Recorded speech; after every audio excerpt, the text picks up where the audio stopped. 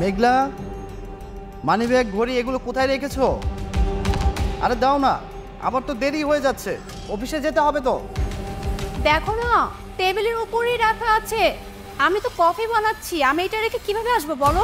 তোমার এখনো কফি বানানো হয়নি? আকাশ, আমার তো 4টা হাত না, 2টা হাত।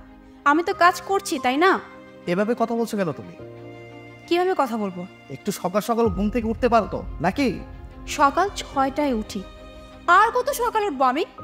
আকাশ, আমিও একটা মানুষ, আমার শরীরেও না রেস্টের প্রয়োজন আছে। তুমিও তো সকাল সকাল উঠেই আমাকে একটু হেল্প করতে পারো, এবার ভাষণ না দিয়ে।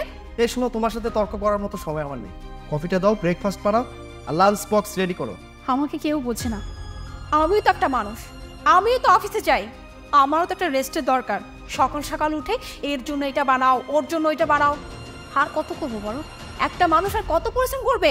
এই শোনো, রোজ রোজ তোমার এই নাটক ভালো লাগে না। ঘরের কাজটাই তোমাকে দিয়ে ঠিক মতো হয় না, সেটা কি আবার চাকরি করবে? তুমি চাকরি করো, কোনো সমস্যা নেই, কিন্তু চাকরির পাশাপাশি তো তুমি ঘরের কাজটাও করতে পারো। আমার বাড়ির কাজ করতে না কোনো সমস্যা নেই। সমস্যাটা কোথায় জানো? এই বাড়ির কেউই না আন্ডারস্ট্যান্ডিং না, কেউই আমাকে বোঝে না। সবাই জানে তুমি আমি একসাথে অফিসে যাই, অফিসের কাজ, বাসার কাজ, এই সব কিছু করে না আমি না ক্লান্ত হয়ে পড়ি। আর তোমার মায়ের কি সমস্যা আমি না এটাই বুঝি না। বাড়িতে একটা কাজের লোক রাখলে কি সমস্যা? এই শোনো, তোমাকে দিয়ে যদি না হয় তাহলে তুমি চাকরি ছেড়ে দাও। আর তুমি ভালো করে জানো, কাজের লোকের কাজ আমার মা একদম পছন্দ করে না। তারপরও প্রতিদিন তোমার এই নাটক।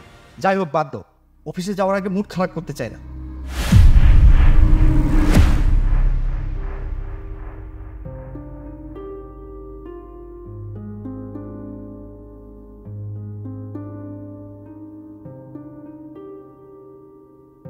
অফিস থেকে তো একটু তাড়াতাড়ি বাসায় আসতে পারো।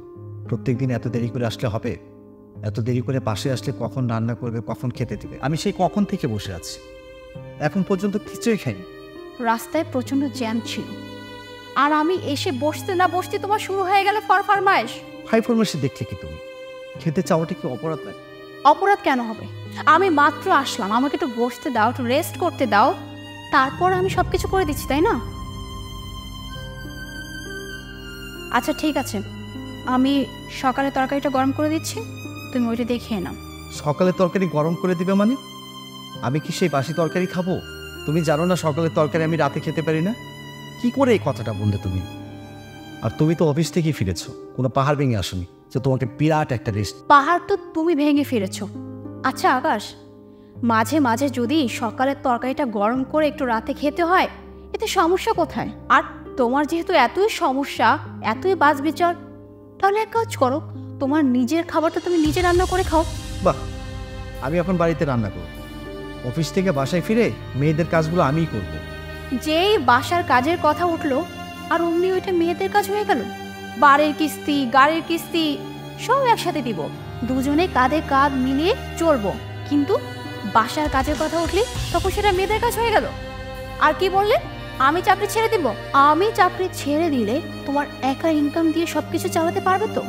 আগের দিনে মেয়েরাই না ভালো ছিল, শুধু বাসার কাজে করবে।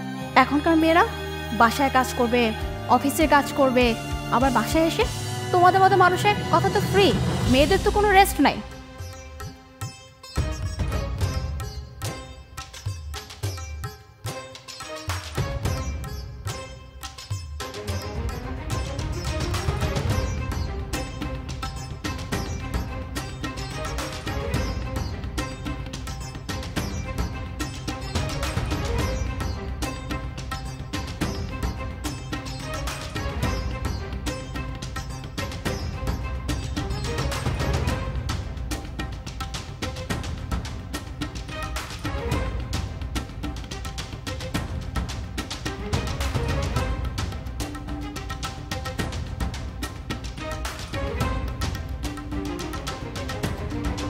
আকাশ,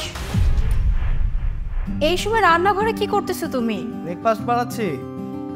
মানে? মানে আবার কি? শোনো ম্যাডাম, এখন থেকে সকালের কফি আর ব্রেকফাস্টটা আমি বানাবো, তুমি না হয় দুপুরে রান্নাটা সেরে নিও। আরে বাবা, এই সামান্য কাজগুলো করে দিলে তোমার অনেকটা হেল্প হয়। কাল থেকে বাসায় একটা কাজের লোক আসবে তোমাকে সাহায্য করার জন্য। আমার একটা আবদার আছে। কি আবদার শুনি? রান্নাটা তুমি নিজের হাতেই করো। তোমার হাতে রান্নাটা দারুণ। তোমার রান্নার সাথে অন্য কোনো রান্নার তুলনা হয় না। আচ্ছা অনেক হয়েছে, সরো এবার আমাকে ব্রেকফাস্টটা বানাতে দাও। আরে দাঁড়ান দাঁড়ান, সকালে ব্রেকফাস্ট তো আমি বানিয়েছি। আপনার হাতে এখন অনেক সময় বাকি আছে। কি করছো তুমি? মা দেখে ফেলবে, ছাড়ো আমাকে। আজ কোনো ছাড়াছাড়ি নেই।